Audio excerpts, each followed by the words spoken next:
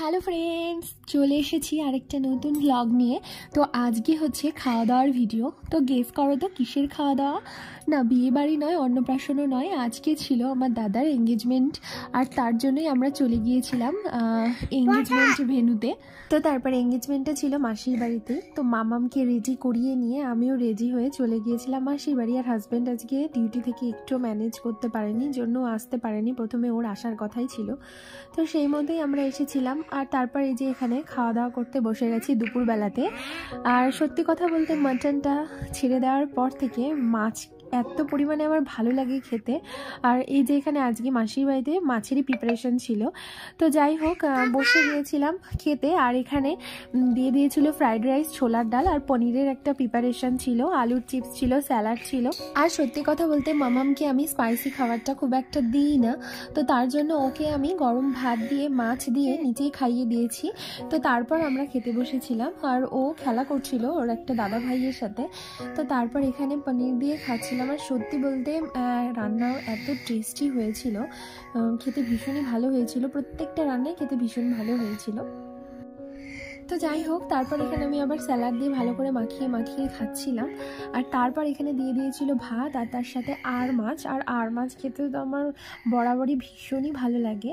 তো এই আর মাছটাও খেতে ভীষণই টেস্টি হয়েছিল। আর অনেক দিন পর আমরা সব ভাই বোনেরা একসাথে হয়েছিলাম, তো সত্যিই খুব ভালো লাগছিল।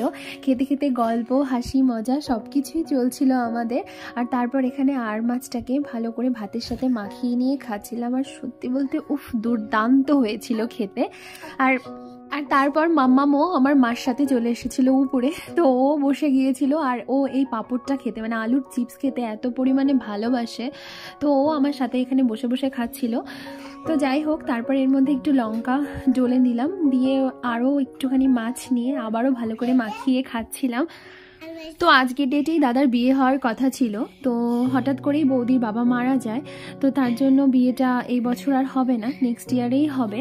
তো আজকের ডেটে তার জন্য এঙ্গেজমেন্টটাই শুধু হলো।